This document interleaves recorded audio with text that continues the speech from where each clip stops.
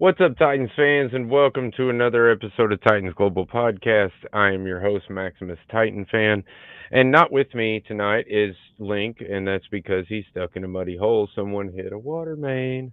Whoops.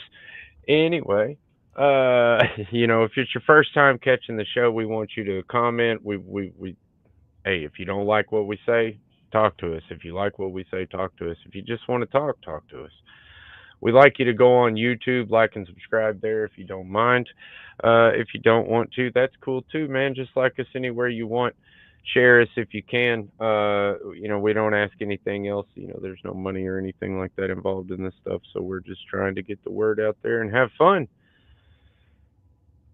The special guest that I do have with me tonight, however, most of you know Tyler. If you don't, this is Tyler, man. He is the formerly known Ryan Stonehouse Stan account. Now, God, I can't remember his name right off the top of my head. Johnny Dang it. Heck. Thank you. Yes, Thank sir. you. Yeah. The If heckler. you don't know him, man, yeah, go follow him on Twitter, man. He's a real good guy. Not only that, really knowledgeable on Titans and football overall, although he is an Alabama fan. That's the smartest thing, baby. Come on now. Also with us, special guest Michael Bishop from the Power Hour. What's going on, Michael? Maximus, thank you for having me on the show. Really excited to be talking ball. We're 6 days away from the draft, guys. It's getting real. Yeah, it's getting real, and I'm getting really excited, to be honest. But Titan Upload Network. I think you're part of that, right?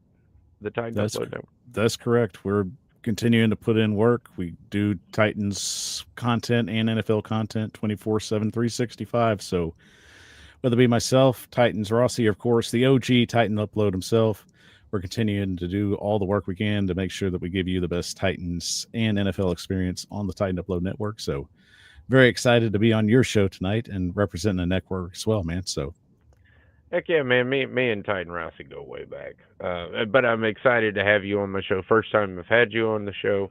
And if you guys don't watch the Power Hour, man, you got to get over there and check that out because it's a good Titans show. And I'll be honest with you, man. I'm a Titans podcaster, and I guess people say that would be like competition, I guess, but it's not, man. It's actually really, really cool how the Titans community kind of comes together, and we all just try to help each other. And it's one of the funnest parts about being part of this whole thing is the community. And agree. I think that's awesome. And I try to just help people see. If you never heard of this guy, you got to go check him out. I mean, that's what it's all about, right? I appreciate the shout out, man. Of course, you know, you yourself, you're putting in work. And I mean, as you said, it's just a really tight knit community. And that's the one thing I really appreciate. We all can just come together and just kind of just set aside any kind of rivalry, if there is any, and just Right. talk ball. Cause that's all it is at the end of the day. Yeah, basically. I mean, yeah. By the way, shout out to Scoob. Any of my followers know that I'm a huge Scoob fan. Big Wanted him to be Scoob. fan of the year. Yeah, man. But he actually, I don't know if you don't follow him on Twitter. If you do, you already know. But he got an invite to the draft, so he Oh, is going to be representing the Titans that's awesome. in the draft, and that is just too cool. If you ask me, I think that is amazing that he gets to do that because he does a lot of cool stuff for not only Titans fans but just the community as a whole. Anyway, on to the show tonight. We're talking about the draft because it's draft time, and we're going to be doing a little bit of a mock draft of the Titans, obviously. Um, Completely open uh, platform. You can do, if you want to follow along with us, that's cool. But you can do whatever draft, a mock draft program you like, whether it's Pro Draft Network. I enjoy them. Uh, what was the other one? NFLDraft.com or something like that. I don't know. There's a lot of them that I use, but dang it, I need to know what that is. Dang it, I have to know now. I'm sorry, it's irritating me. But anyway, we're gonna do a mock draft of the Titans, and it's open, so you can do trades, whatever you want to do. Doesn't matter. We're gonna go pick by pick, and we're gonna go basically as the picks go in order. So enough of the boring stuff. Let's get on to the fun stuff. I mean, I don't know. I don't know. Does anybody not want to pick Cam Ward here? I mean, do people just not want to have dessert before dinner? Well, I mean, there are people out there that are still arguing that the Titans should trade down, or that that Cam Ward isn't worthy of a number 1 overall pick. So the crazy thing is, Maximus, let's just put it this way. We understand as a fan base, of course, there's going to be, additional bonus getting in picks. And of course, that builds for the future. But here's the thing from the other team's perspective. That's going to end your career. That's why the Giants and the Cleveland Browns aren't going to make that move. They understand that that's just basically them putting their necks on the line, if they even have a neck to put on the line at this point right now, especially if you're the Giants. You can ill afford to give away that kind of capital. Not to mention, if they clean house, what GM and head coach would want to go into a situation where they're basically going to go in without 2 years worth of first round picks? Exactly. I mean, it's a tough thing to do. But this draft, there was a lot of talk in the off season. I know because you're a podcaster like me, so you talk about everything extensively. But there was a huge talk about how important last off season was, and it was not as successful as we wanted. So, personally, I would argue that this off season is even more important. Would you agree? Well, we're going to figure out what happens as we go through the process. I mean, Mike Bergonzi is basically going to build this team with his blueprint and what he's done with his tenure in Kansas City. It's a time basically principle. It's not going to happen overnight. It's going to come for at least a few drafts to get under his belt in order for them to build long-term successfully. So I think at this point, they're in a unique situation. And I've always said on my show, for at least the whole process of this draft year, you got to build around a quarterback. And the Titans don't have a quarterback to build around. Will Levis basically had his shot, and he's just not going to be the guy going forward. Now, of course, he can go in another situation with another team and find success there, and that's fine. That works out for him. But for the Tennessee Titans and, Brian Callahan at this point, they have to move forward and find what works best for them in order for him not only to keep his job, but basically for this team to progress forward and finally get a signal caller that they've been lacking since the days of Steve McNair. And I will say this, I'm not going to lie and say that I did not do a draft multiple times on multiple different websites until I got the outcome I wanted. That's not really fair, but that is exactly what I did. I'm not going to lie. I did 3 different drafts, actually. I did 3 different ones. And I actually went back to my first one, which is hilarious in my opinion. But the point I'm trying to make here is that the decisions that go into this draft are insanely important, because it really reflects how quickly we're going to rebound. I got a question on a show I did last week. How quick do you think the Titans can turn it around and start to be competitive in their division? And I said just 1 year. And that's just because the AFC is not the most competitive division in football. It really has nothing to do with how close the Titans are. It's more about how not close the AFC South is. But point is, could be in the playoffs in a year. You know what I mean? That to me doesn't seem completely unheard of, because I agree. A little bit above 500 to win the division. Yeah, I agree. I mean, look at Washington last year. I mean, they're the prime example of what happens when you get the right head coach, the right GM, and basically the right quarterback. I've always felt if you have those 3, then that basically jettisons your ability to find success quicker. So the Titans are in a more unique situation. With Washington, they had some pieces in place to build around. But with the Titans, it's kind of like going to the kitchen and you've got a few ingredients, but you still need some of the key ingredients in order to make a meal. So Right. they've got some of it, but it's like I said, it's going to take at least a couple years, a couple drafts to get under their belts and get things rolling. Like I said, you find the right quarterback, and if you have that opportunity to get a guy that has a high ceiling and can help change the trajectory of your franchise, I mean, you're going to take it. I mean, Tyler, wouldn't you agree?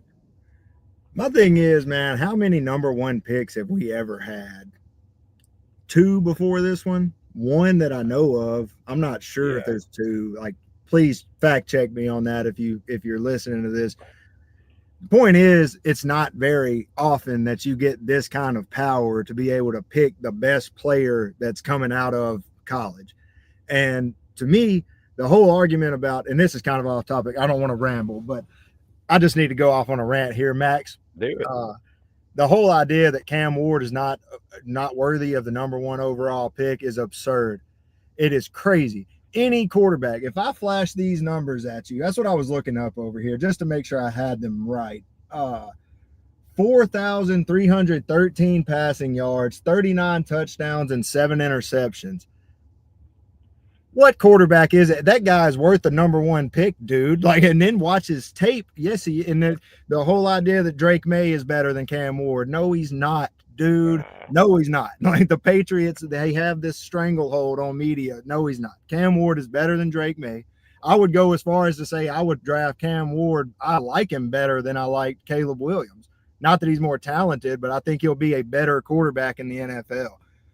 The whole thing is, though, you don't pass on a generation, not even generational. You don't pass on Ben Roethlisberger if you have a chance at him at number 1, just to hope that you get Arch Manning next year. That's not how it works, dude. Like, you can't, if a guy has a chance at Arch Manning, he's not trading out of that pick next year. And we don't want to go 2-15 again. Let's not tank again. Let's go 8-9. Get the quarterback this year, get a playmaker to go with him, and then next offseason, let's build some defense. And then 2 years from now, let's go win a freaking Super Bowl. Sorry. You're good, man. We're 14 minutes in. It's all good. Okay, cool. I tried to be quiet for the first 5 minutes. If you guys that's hilarious. Realize. So, look, all right. So we all agree that Cam Ward is the unquestionable first-round pick for all 3 of us, right? I would, yes. I hoped somebody would say Travis Hunter because I wanted to argue. So if any of you guys want to argue, let's do that. Well, if Link would have been here, I feel like Link would be like, well, I would try to trade down, maybe, with I don't know. Well, you gotta have a partner to trade down. That's the thing. That's true. That's and I need a team's ransom. That's the thing too. Is they say, first round picks or something stupid. Yes, if we're talking draft, if we're talking draft capital, sure. A first number 1 pick might be worth a number 1 and a second round and maybe a day 2 or 3 pick. But you're not talking about the number 1 pick. You're talking about trading for Cam Ward. You didn't get the trade for Trevor Lawrence after the Jaguars picked him by not giving up multiple first-round picks and second-round picks. You're not getting away with giving us, let's give you a first and a second. Get the fuck out of here, dude. I'm so sick of seeing those mocks and all that. It's ridiculous, dude. Like, if you're not giving us 3 first-round picks, fuck off, and we'll find somebody. We'll just pick Cam Ward. We're fine with that. So that's how I feel about it. I mean, that's getting your foot in the door. You got to at least be able to give 3 first-round picks to get in that kind of ballpark discussion. Right. But then I'd also add, it's going to at least cost you a second rounder this year in order to get me even more intrigued about it. Exactly. Yeah, I agree. Yeah, I agree. I also agree with that. Yeah, we need multiple picks and we need to be just absolutely, swept away by the, just to garner some attention. Because I think they're so encapsulated in Cam Ward. And to be honest, I am too. What's funny is, I'm going to go off on a tangent here. Mid-season, I put up a huge post that went absolutely bananas. And I simply said, it was a play showing Caleb Williams. And I simply said, this is why I don't really want Cam Ward or Shakur Sanders this year in the draft. And, very quickly at the end of the season, especially after watching some tape, I realized I'm an idiot. And Cam Ward is it, and I got on the Cam Ward hype train almost the day the season ended. because I had already started preparing for, you know, maybe possibly getting the first round draft pick. And man, yeah, I mean, I was just absolutely enamored by him, and especially the way he handles himself. And then I find out, you know, he comes out of high school. I didn't know all this history. All I saw was the Miami stuff, and I was it. Mhm. And then I start digging into the history and find out he comes out of football or out of or high school with a 0-star recruit, only gets one shot at some JUCO college. I mean, it's not JUCO, but FCS, baby. NCRT Ward. They play UNA every year. Let's go. Big oh, FCS. okay. So you all right. Tyler, you Well, were ready for that one. Yes, I was sir, gonna dude. say, yeah, man. But yeah, I just didn't know. You know what I mean? And then and if you look at the numbers, he progresses. And even though the competition level, because that's a lot of what people say is, oh well, the competition level at that stage is so low. His competition level completely increased almost every single season, and every single season he got better and better. I mean, he got better stats, got better completion percentages, got lower interceptions, more touchdowns. Yeah, Cam Ward is it, bro. I mean, I'm just so far enamored with Cam Ward, dude. Absolutely love the kid. It's an underdog story. America loves an underdog story. The Titans And are what- an underdog story. It's beautiful. Exactly. It's a perfect marriage. It is. I love it. I love it so much, man. And I like him. That's the thing. And that's a big point too, Max, is that I like him. I like him as a person in his interviews and in streaming Fortnite. He seems like a good kid and somebody that I would want on my football team if I'm coaching a team. Like, I'm not going to mention other quarterbacks that I would not want at all, and it really will question my NFL fandom if it happens. We won't talk about that. He's getting his jersey retired for going 19-13 in college. I don't want that guy, man. And I like Dion. I'm a Dion fan. I do not like his son, dude. Like, his son it's something that he's got an arrogance that's like a false arrogance to me. You didn't win a Heisman. You didn't win a national championship. You went to Colorado, got smoked half the time. And I agree you're a good quarterback, but tone it back a little bit, buddy. You're not Dion. Sorry to go off on a tangent there, but nah, you my sentiments exactly. I mean, my whole thing with Shedeur is like, all that doesn't bother me. As long as he goes out and performs, and that is what it is. You know, that's part of his sell, and I get it. You know, that's the Sanders charm. And I mean, with Dion, you know, I grew up watching him, so I know what I'm seeing. It doesn't, you know, I get it. They're trying to sell them. But I think if Shedeur gets in the right situation and the right team and the right coach, you know, the Giants per se, I think he'll be successful. And I mean, honestly, I was pulling for Shedeur early in the process because I felt he was really a great fit with Brian Callahan's system. And I loved his accuracy, but there's still some things that just kind of bothered me from a film technical standpoint. You know, we're going to have to see how he can handle an NFL offense and try and read some of these defenses going forward. But honestly, you know, in sense of just Shedeur, I think if he finds the right system, you know, a Giants or a Pittsburgh, you know, he's got a great chance to get successful there. What's up, Matt?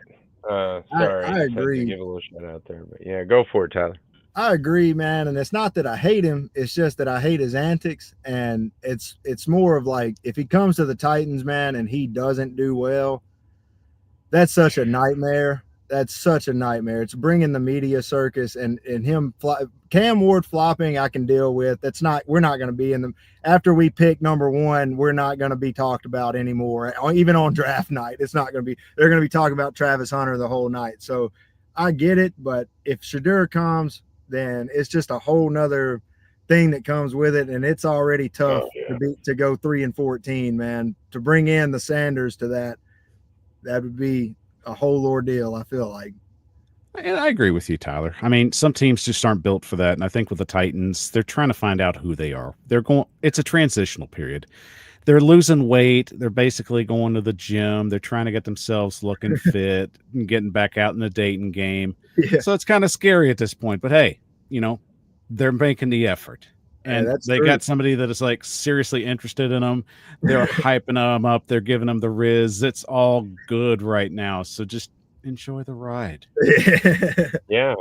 Yeah, that's basically right. Yeah, just enjoy it, man. Just let Getting it that go. revenge body. Yeah. Because they might forget Uh, about us on draft night, but I promise you, if Cam Ward is anything from what people have been hyping him up and what we could even fathom in our minds of expectations, my God, that's scary. Yes. yes. Sir. That might be Yes. something we can only even fathom at this point. What we start seeing in real life, if he actually pulls it off, Yeah. that we're actually talking about maybe the next great quarterback. How exciting is that? Yep. That is exciting, man. And that's the other thing, man. That's one of the things that I keep bringing up is I'm like, look, man, even if he doesn't heavily statistically enhance our team, I bet you the damn games will be more exciting to watch. Yeah. And I'm right. They have to be. I mean, yeah, anything above what happened last season with the whole Will Levis debacle has And to it's- be more exciting. It's not to say he doesn't have his flaws in his game either. I've watched film extensively, and I understand the fact that it's like, yeah, he does make some Will Levis mistakes in terms of turnovers. His red zone percentage is less than desirable at times, but those are coachable traits. And Yes. every quarterback that comes in a draft in the last 10 years has had a red flag or has had certain things that they have to work on in their game. But that's the thing. If he's willing to go in and do the work like he's been doing throughout his entire career, then it just shows me that he has that drive and that narrative to be successful and to be one of the top quarterbacks in the league. Going from 0 SARs to basically in the Heisman conversation, that just doesn't happen for a lot of guys. He's one of the exceptions to the rules. One of them ones. So, yeah, that's one of them ones. That's what. Yeah, he's Exactly. All right. So, does anybody trade out of the second round? Either one of you guys trade out of the second. Here we go. Go ahead, Michael. I think from my perspective, I'll keep it a simple peanut butter and jelly draft. All right. I'll leave the then- technical stuff with you guys, and I'll just keep it simple for everybody. I was going to say, then you'll I'll keep- have the next pick because I'm at 38. All right, You'll so I have guess to tell me who you have at 35. all right. So my pick at 35, and I know I'm probably going to get a little bit of flack for this, but I truly believe he's going to tumble into the second round, and I'll explain why. But Luther Burden to me is going to be sitting there at 35. I hope and pray you are right. I hope and pray, brother. Please. Well, here's I will why say- he's going to tumble. Yeah. Go for And it. all right, we've already heard the stories. We know the narrative. The girlfriend's apparently involved in what his situation is. Apparently, the mother of him is also involved. We still haven't gotten a gauge on that, and that's kind of turned some teams off, in my opinion. They don't really like dealing with players, that don't have like a set in stone agent at this point. Your Lamar Jackson type situation. I get it, but at the same time, a lot of players are opting in that way because they want to keep it more of a tight-knit situation. But also you've had some stories come out and says there's just a work ethic problem with him. He's just he turns it on and off. There's games that he really just didn't really play 100%. And I mean, that's from certain scouts and everything. And of course you kind of come with a conclusion, is somebody just trying to say this to kind of just tank his stock and maybe have a shot at him in the later rounds. Well, the thing is, that tends to work sometimes, regardless of what we think. I mean, it's a consensus of basically putting that into play. Now, I'm not trying to be a conspiracy theorist at this point, but believe me, it seems like somebody, or at least a few scouts, were basically trying to tank his stock in order to have a better opportunity at him.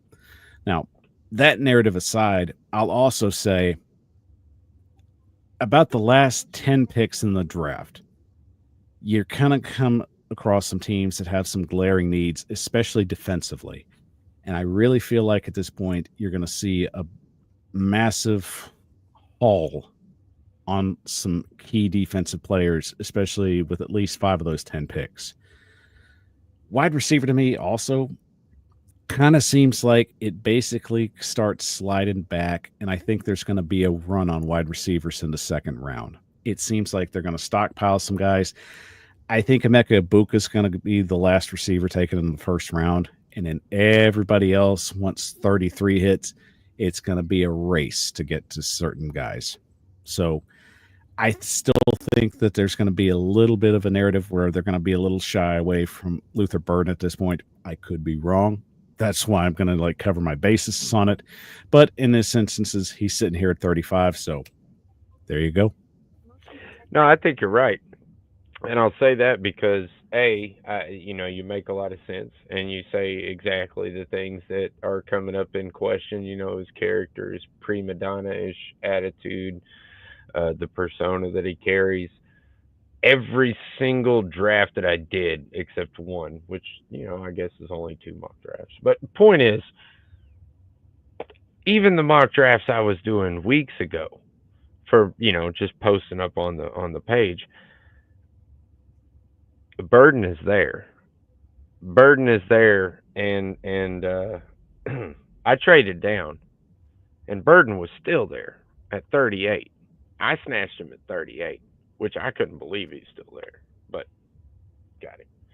Anyway, point is, I trade out of the second round, trade down with the Patriots. The Patriots would get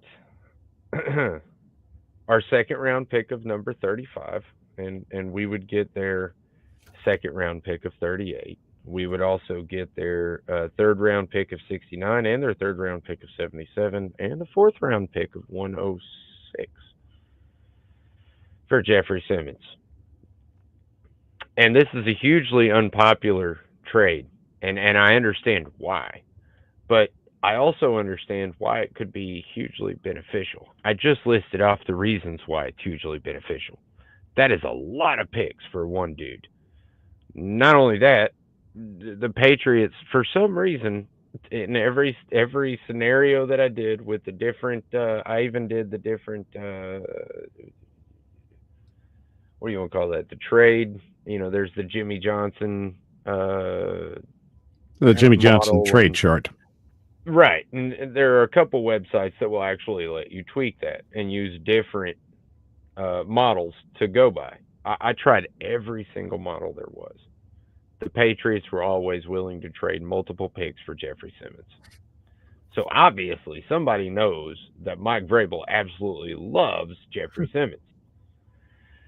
The problem is that, as you'll see later in my draft, I kind of created a hole for myself. I did kind of fill it, but not as well as I would have liked to have filled it.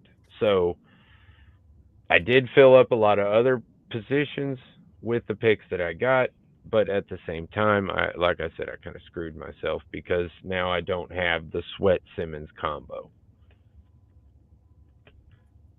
How important is the Sweat-Simmons combo?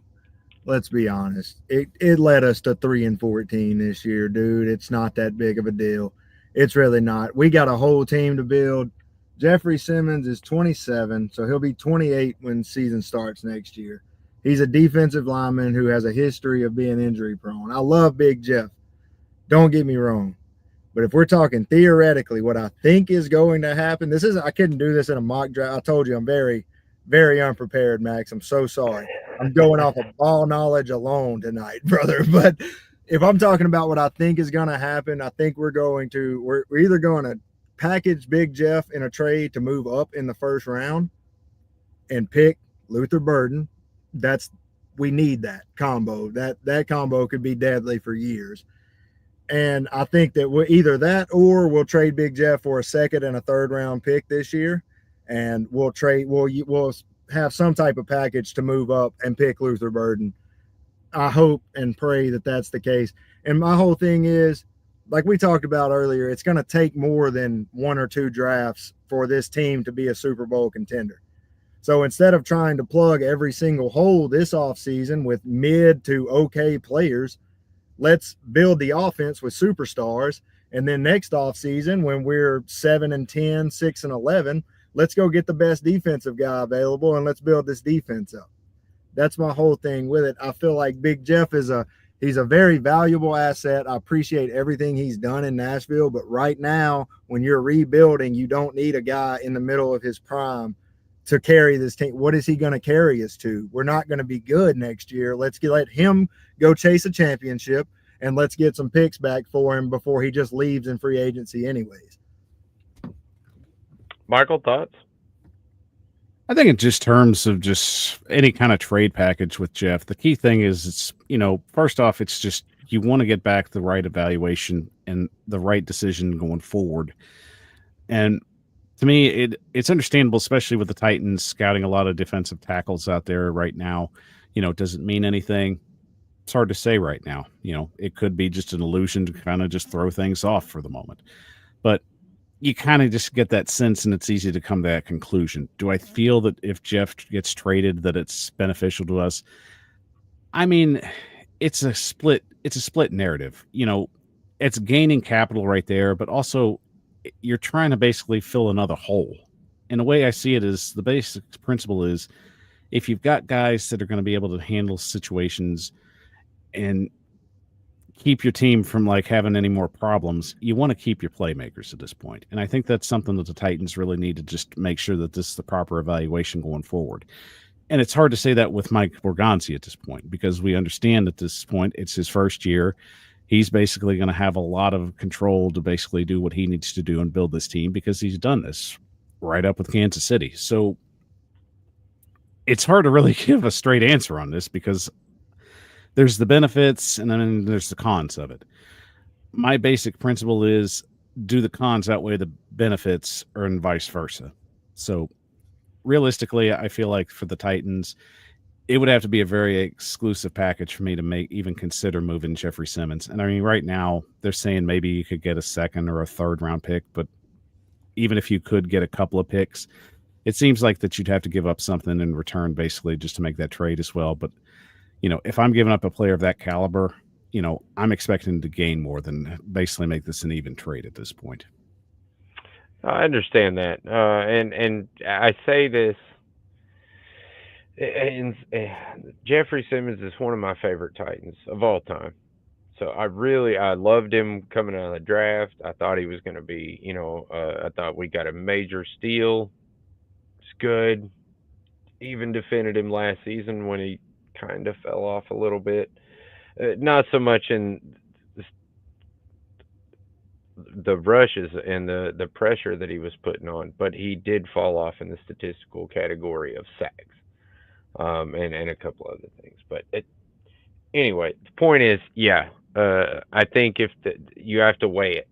And for me, the scale tipped when I saw how many picks I could get out of the Patriots for Jeffrey Simmons. So that was it for me. Some of those picks turned out to be really awesome. I got at number 69 overall, I got in the third round, I got Tate Ratledge, offensive guard. Huge guy. Well, not huge, but he's 6'6", 308 pounds. He's a pretty big dude. Highly athletic, high motor guy. That the guy from Georgia? Yeah. Yeah. All right, and I'm a little biased. I have to say that. I am a Bulldog. No, I didn't mean that in that way. I was legitimately, I thought that's who it was. I just wanted to make sure. But also, I'm not being a homer, because he is the number 2 guard in the draft, according to a lot of the experts out there. But I do think he's going to be a major piece of the puzzle later in life, because Ziegler is a great patch for this year, but we're going to need some more next year. And this is where I kind of screwed up, though. I just had to take that guy because of the talent, but I really needed to go either edge or defensive end right there, because now I've created a huge hole with Jeffrey Simmons being gone. So my very next pick would be at 77. It's before the Titans pick again, right? I'm right on that, ain't I? Yeah, you're good. Yeah, okay. So anyway, the 77 is I hate names, man. I'm not good with names, so bear with me. But I think it's Dion Walker. I think that's how you say his name. Anyway, he's a defensive tackle, gigantic dude. He is from Kentucky, so I'm sure I'm going to get some hecklers out there telling me that, we don't need another Wildcat on the Titans. But he's 6'7", 331 pounds, and he moves actually really well for the guy of his size. So I think that would be a decent addition with Keandre Colburn and Javondre Sweat rotating out on the defensive line. Yeah, I mean, and there we are. So y'all would get the next pick, but for those two picks alone, that's huge value for Jeffrey Simmons. I'm not saying we replace him with this Deon Walker, but I think Deon Walker, Keandre Colburn could do a well enough job that we wouldn't be completely screwed up by the absence of Jeffrey Simmons. And this is really hard for me to say because I'm a huge Jeffrey Simmons fan. Well, I mean, it's a good situation to walk into for Walker because I feel he's a plug and play type of player, especially getting him in the third round. So, that fixes a problem right there. But, as you said, it's a situation you weighed and just got the best outcome. But at the same time, you solved a big problem with that. So it worked out in the end. Yeah, kind of. Yeah. Do y'all think that Chris, like the whole Patrick Mahomes and Chris Jones are kind of the glue in Kansas City? So are we expecting that kind of same thing with Cam Ward and Javondre Sweat? And we're saying, okay, we need one really great lineman and some good ones, and we need to load up with playmakers for this quarterback. Well, Kansas City's just built like a machine. That's years of good drafting, that's preparation, that's good free agent signings. That's just a decade worth of just excellence. And I mean, having Andy Reid doesn't hurt also. I was going to say, yeah, don't take anything away from Andy Reid, man. That guy is a football god. Andy Reid's going to be in the Hall of Fame, and he's going to be retired for two different teams. So, yeah. So, but what I mean though is just like from a roster building standpoint. I mean, I know Brian Callahan is no Andy Reid. I don't expect him to be. I expect our real coach to come after this coming season. But just from a roster building standpoint, Kansas City doesn't ever have two superstar linemen. So if you think that Javondre Sweat can be that guy for you, maybe that's why we're hearing rumors about Jeff Simmons being on the market. I mean, even if you hear rumors, most of the time that where there's smoke, there's a little bit of fire going. I think we've at least talked to some people about it. And I love him, like I said, but if we got a chance to turn Jeffrey Simmons into Luther Burden, I'll take it. I mean, if you're giving me a chance for Ben Roethlisberger and Jamar Chase, I'm taking that. I don't care. I get whatever I have to give up. I'm building around those guys. And I think that's what Callahan's trying to do. He's trying to get his Joe Burrow, Jamar Chase kind of situation set up for Cam Ward. And, just in terms of just Tennessee basically just building this roster up, as we've been talking about, it's going to take at least 2 or 3 good drafts to basically get this cupboard filled up and maybe some good free agent acquisitions moving forward. Because right now, this year it was value picks, but I think some of these guys are going to do really well and help perform at the same time. But just in terms of just the success of the Tennessee Titans trying to find just their niche, I think it's just going to come down to basically just finding the right weapons to make Cam Ward successful. And if they can continue to do that going forward throughout the process and they hit on these picks, then it just makes everything a lot easier going forward. I think I definitely agree with that. My bad, Max. No, go for it. My biggest thing is, man, I'm so tired of seeing smash mouth, let's get hurt every game football. I'm just tired of our superstars being fucking hurt in week 15 every year. Our best players are hurt because we want to play this. And I get it. I love smash mouth football, but you can't do it anymore because of what used to be, hey, that's a bruise, get back in the game, is now called whatever the hell it is, a real scientific term. And they're like, hey, you probably shouldn't play for a couple weeks, you might die. We used to didn't have that. So now we have that. And that's why the Mike Vrabel thing, it was great and when it worked. And then when he started getting injuries, it was like, oh, wait, this doesn't work because we're hurt all the time. So let's get fast. Let's throw some screens and quick passes and get out there quickly. That's what I just want to see, speed. I'm so tired of seeing the big chunky guys. I want to see some speed. I agree with you, Tyler. But I mean, you can have the smash mouth system implemented with a passing offense, and the Eagles already shown that. Yep. Yeah. That's what the Titans need to be striving for. And, them spending money on free agency on the offensive line to help shore it up for right now this year, I think is the biggest thing going forward. When you got one of the best offensive line head coaches in the league right now, you got to utilize it, and especially on a short-term deal with Dan Moore, shore up that offensive line, and then, just build through the draft, find the right key pieces going forward. And, everything should take care of itself if they do their proper evaluation. I mean, Mike Bergonzi's been a guy that can find talent just about in anywhere in this draft. He was really kind of responsible, especially in Kansas City with the later rounds. So you've seen him hit on guys like Tyreek Hill and Trey Smith. So he knows exactly where to find value, especially in the later rounds. And that's what really excites me about him. And the fact that he's here with us right now, and somebody that I was vying for even the last hiring cycle when Rand Carthon was not even an idea of what he was going to be going forward, and finally got the job. Mike Bergonzi was my guy. So the fact that he's near now, I'm just stoked at the fact the Titans have a really good plan in place. It's just executing it. So who do you have at 103? All right. 103, I feel like I've got to get a little bit defensive at this point. I've got to find some help for my defensive line. Give me Josiah Stewart, the edge from Michigan. I love this kid. Now, he's a little small. He's about 245, 6'1".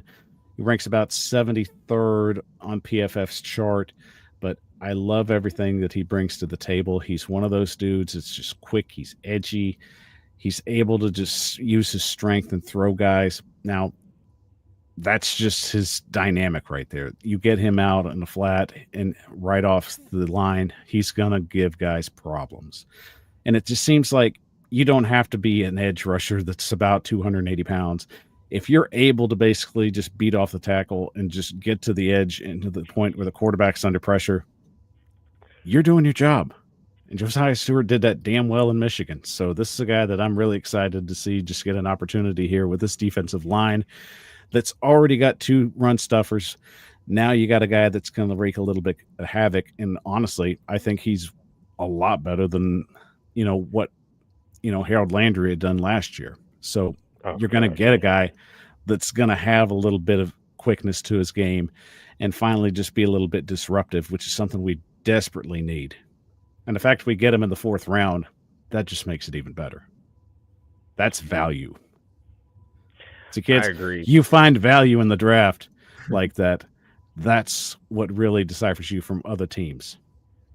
The only thing I don't like about the pick is the small.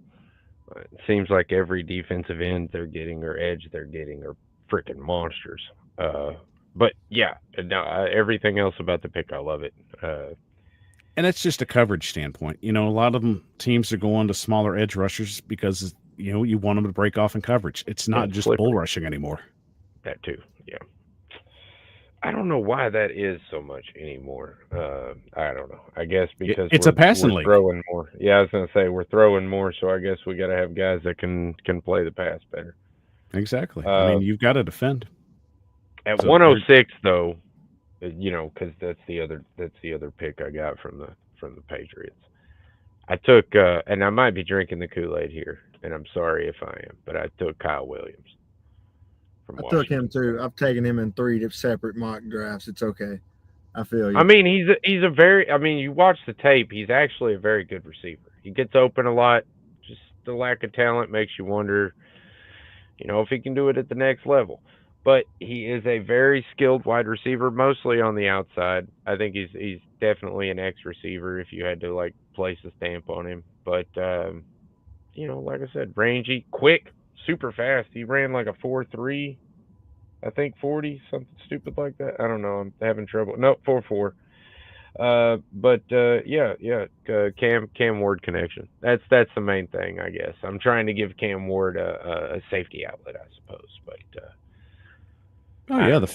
the familiarity helps, and I think pairing them two together once again, I think that's going to help his transition, especially having a safety blanket. The thing is, it's with Williams. His stock is jettisoning, and he could go in the 2nd round.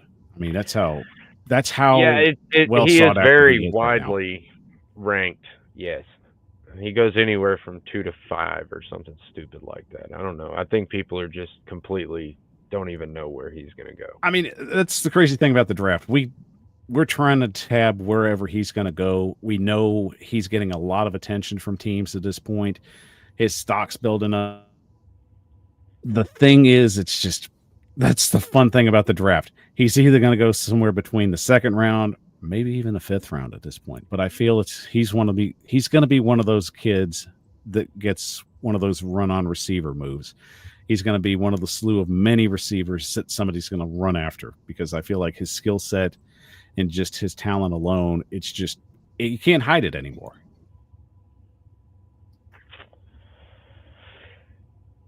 All right, man. After that, let's see, 120. If we're taking Luther Burden in the second round, let's go all in and take Scat Pack in the fourth, man. If he's still there, Cam Scatterbo has to be a Titan, dude. I want him in a Titans uniform so bad. That guy embodies what I love about football, and I want to watch him every Sunday and root for him. Like, that's him, Luther Burden, Cam Ward. That's your future. Build around that. You got the O-line. Build around that. That's it. See, there you go, Tyler. You're bringing Smash Mouth back. I'm telling you, man, I love Smash Mouth. We just can't do it exclusively, like, because our whole team gets hurt. Like that, I'm so tired of the 20-man injury list. I mean, Scatterbro, he's going to smack some people around though with that offensive line. And I was going to say, I like Scatterboo all right, but isn't he kind of injury prone? Doesn't he have a few? The boy is tough. He's yeah, you just said it, Max. He's a Titan. What do you mean? That's what it means. Titan equals injury prone. Like, that's what we do. All right. Well, I had to go defense because I've been going a lot of offense. So I had to go a little defense and get Tyler Barron from Miami. I don't know if I'm just high on Miami players this year or what, but 6'5", 260. I mean, he kind of fits the bill. He's not super fast, but he ran a 4.62 40 at that size. It's pretty quick. That's bro. 6'5", 260 and ran a 4.62 40. I'd say, yeah, that's pretty insane, dog. Like, that's pretty good. Yeah, he's pretty quick. I think he only got like 4 sacks or something like that last year, and that's why he's ranked so low. But like I said, dude, very good for his size, and I feel like we could utilize some of that pass rush ability. He's a lot better at the pass rush than he is the run defend, although he's not bad at run defending either. But anyway, thoughts? Your pick? Yeah, just pulling up on my notes real quick. Sweet. Going to 120, I think I'm going to go back to the offense, but let's try and find a little bit of help on the line, just a little bit of future. Maybe a guy that could play swing. Maybe we could get him on the tackle. Maybe we could get him as a guard. Give me Logan Brown, tackle from Kansas. I like this kid's length, 6'6", 315, 34-inch arms. He's exactly the kind of player that Bill Callahan looks for to man the offensive line. He's played right tackle Premier League for most of his career. He has taken 1 snap at the right guard position. So I feel like that this is a good project guy. You can potentially get him to just learn how to play the right guard position, and they basically play him right there. Or eventually, if you have to get him to play tackle and guard, that's a guy that can have just two-way experience. I don't hate that pick. I actually like that pick. Once you get to the 5th round, man, 5th round and later, you're picking for Jesus Christ, potential. Potential is all you're really like. I'm not really looking for a guy who's going to be able to come in next year and go crazy. If I can find somebody in 2 or 3 years who I think can be really good, like a guy who's 6'5", 260, or a guy who's 6'6", 330, and he can move. He might be raw right now. We need project guys though. And I feel like also with the NIL in college and guys playing until they're 24, 25, these later rounds are going to get harder and harder to sort through. So back to your point earlier, Michael, about glad we have a good GM who probably can hit on some of these guys, but it's going to be a lot harder. So right now, I feel like wherever you can find that potential and that size, you can't teach size and speed. So wherever we can find that, let's get that and let's try to develop it. Let's trust our coaching staff. Exactly. Yeah, man, that's exactly it. You cannot coach size and speed. You can coach everything else. Let's try to get through these next couple ones kind of quickly. 141, I picked Malachi Moore, safety. I couldn't believe he was still there, to be honest. Alabama. Years old. I was going to say, I'm not a huge Alabama fan, but I can tell you right now that man is a good safety. He does just about everything well. The only thing that he has working a little bit against him is his size. He's a little bit undersized for my taste at safety, but huge need that Titans have, and I think he's almost an instant starter at that round, in the fifth round, excuse me, that you have to snag him there. He plays with a chip on his shoulder. I love his athleticism. Sure. Yes, sir. He's the one who kicked the ball against Vanderbilt because we lost a fucking Vanderbilt in football. I feel him. He should have. Somebody should have spiked the ball out of the stadium. But anyways, he started out as a cornerback whenever he first got to Bama, and they moved him, slid him back to safety. And that's Saban doing that, not DeBoer, so you can actually trust it. Anyways, so but he has cornerback ability is my point. He has coverage ability like a corner, but he can also hit like a safety. And the only reason he's not talked about as a first or second round pick is because he's old. I think he's like 24. Literally, I think he's 23, 24, which is kind of old for the going into be a rookie. But I think I would love it so much, Max. That's a great pick in my opinion. I would love it. Yeah, who you got, Michael? All right, so going 141, I'm shocked this guy's still on the board. And while it's not necessarily a position of need, it's definitely a position that I don't mind getting more of because you can never have enough linebackers. Give me Danny Stutzman, linebacker from Oklahoma. I love this kid. He is a bruiser. Every time he puts a hit on somebody, it looks painful. So, of course, he's got some cues he's got to work on. He's got some technique issues.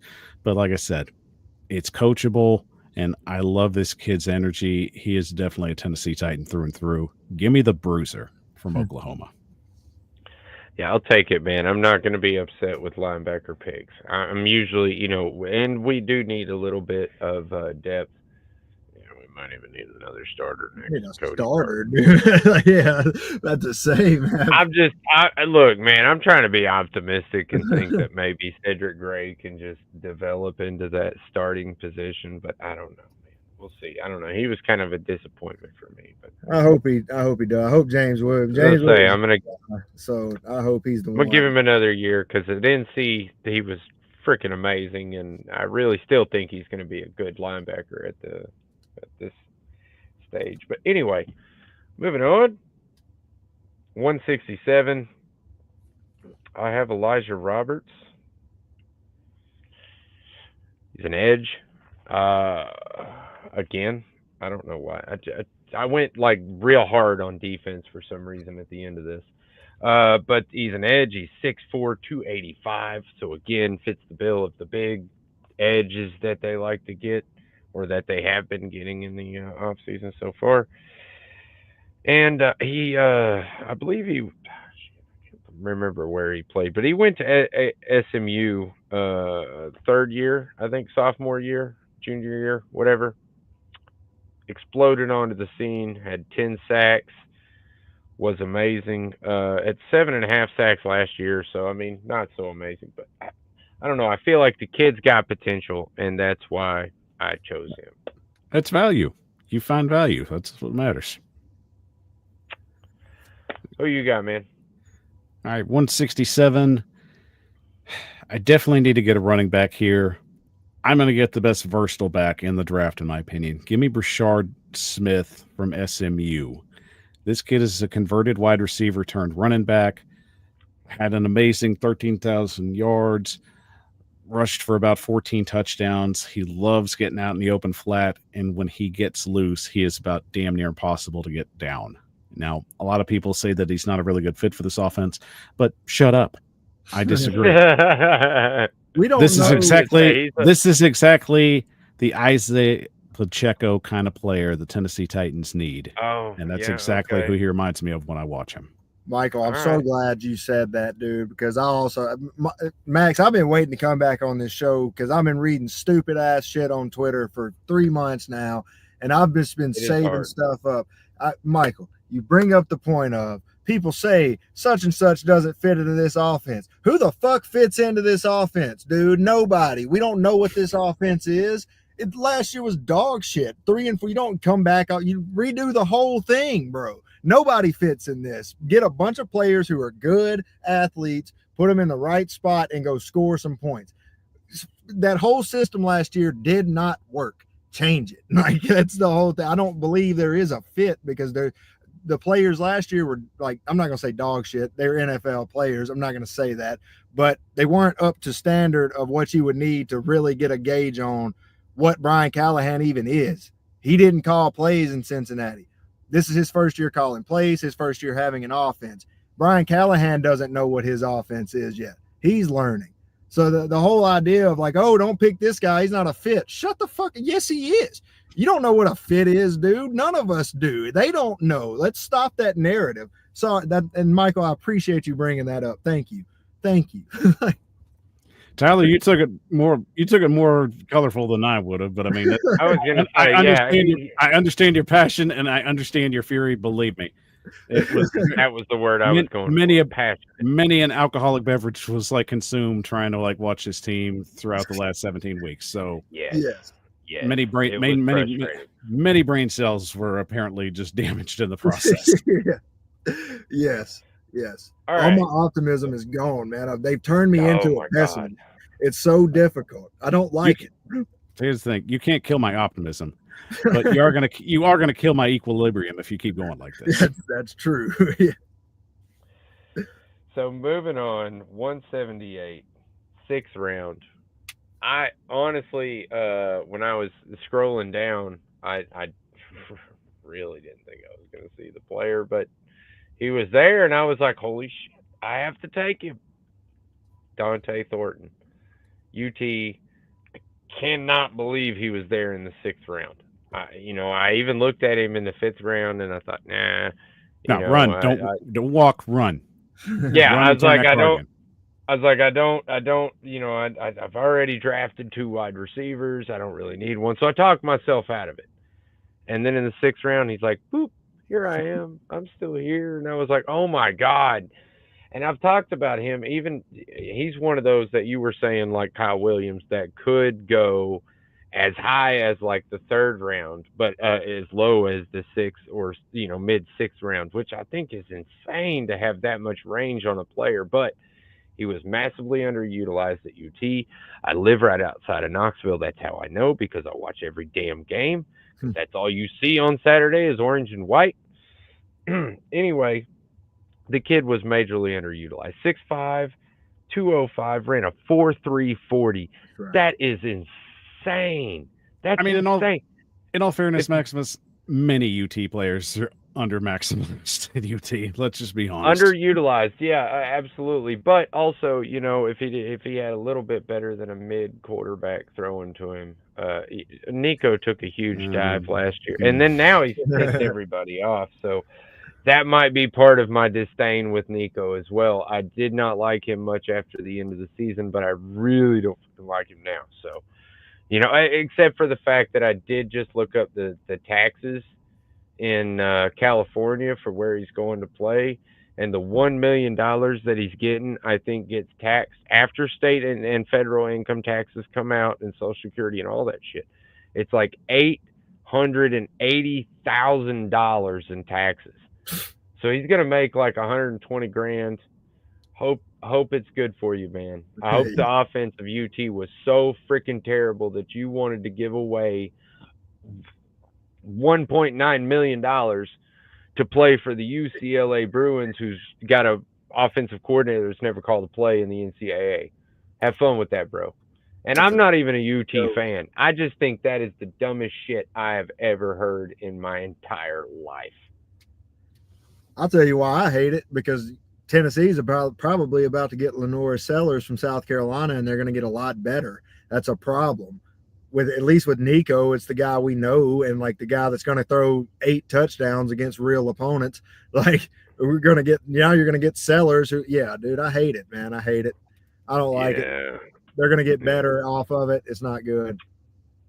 If they're not going to the draft, I don't care. I evaluate NFL talent. There you go, man. There you go. I mean, I honestly, I never even used to watch college ball until about, I don't know, maybe 5-7 years ago, and my brother-in-law got me into it. In my line of work, it's like, if they're not going in the draft, I'm not going to waste my time with you. You know, it's just, I've learned that just from experience. It's like, look, you're going to be in the draft one day. I'll do my film evaluation when you get there. Until then, it's like, you know, I got enough to keep me busy. Yeah, I feel bad. Well, I mean, sort of. I don't really feel that bad for him. But anyway, did you tell me who you were picking at 178? You did not, but good segue. At 178, give me Catan Crawford, safety out of Nevada. Project guy, but still, I like his upside. He's really just one of those bruiser type of safeties. If he can just correct his footwork and just a little technical things, he's got a chance to be a really good player. But at the same time, I think he's going to get a good start on special teams, but that's where a lot of these guys in these rounds are going to get their chance to perform on special teams. So if he can do it there, then, I mean, that gives him an opportunity to potentially get down on the defense. Absolutely. And let me just go ahead and just say that Jarvis Brownlee Jr. was a 5th round pick last year. So let's not just say that it's not completely out of the realm of possibility that some of these guys could actually be starters. That is the way it works, and that is what you hope to find, especially on a 5th round draft pick. Anything past 4th, you're happily surprised that they can play at this level. What about Kobe King? How do you feel about Kobe King, Michael? I'm interested to ask you about that from Penn State. Kobe King, I mean, if he stays healthy, you know, I think he's going to be a chance to have a difference. But, you know, I think another guy that's going to be primarily on special teams, get an opportunity to work his way up the defense. Just technique-wise, it's just, he'll just need some coaching up. Yeah. I would like to take a flyer on him in like the later 6th round if he's still around. That would be one that I would really like to see us take a flyer on and see if he can turn into something special. Yeah, I don't see him being on the defense this year, but special teams will probably be his premier deal.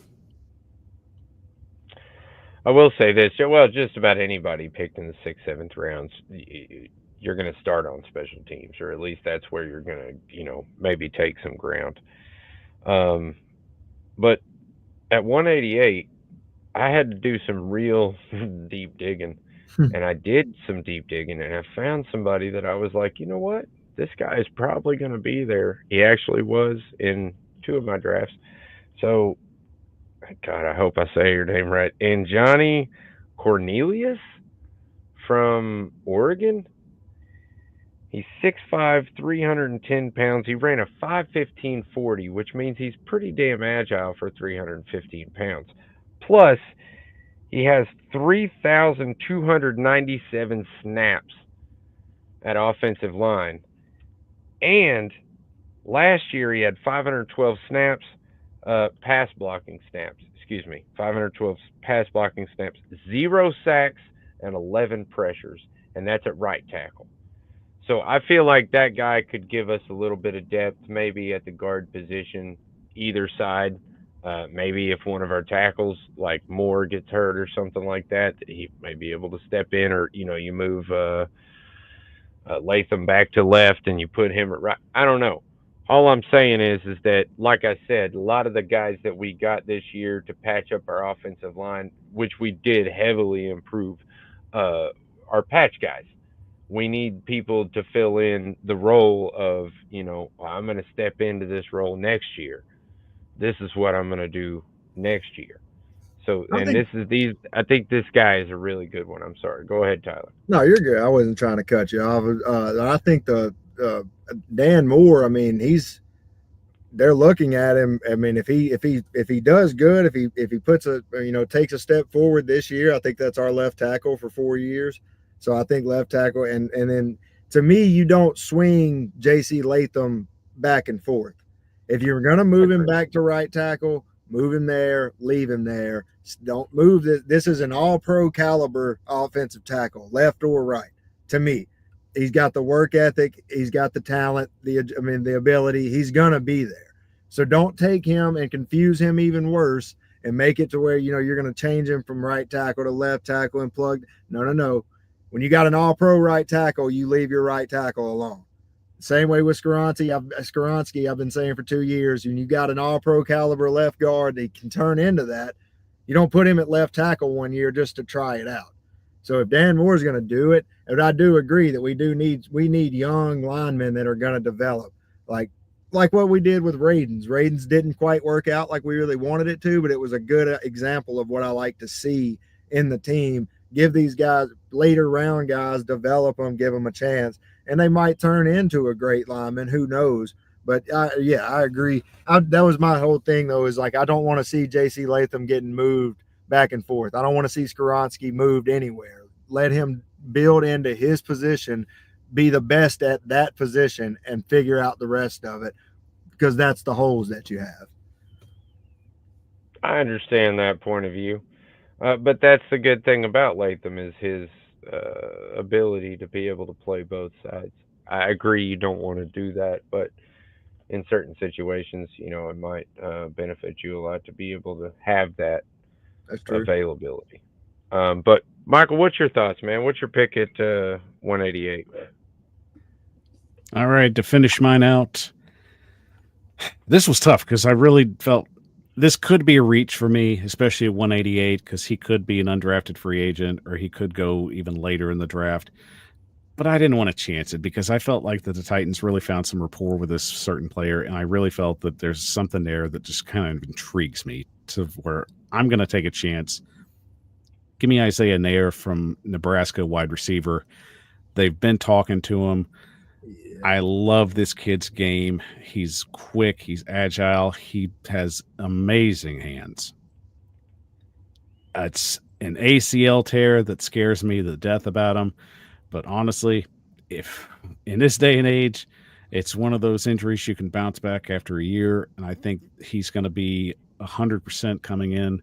So I'm not overly concerned about it right now, but he's definitely worth taking a flyer on, especially on a low round pick with such high potential. I like it.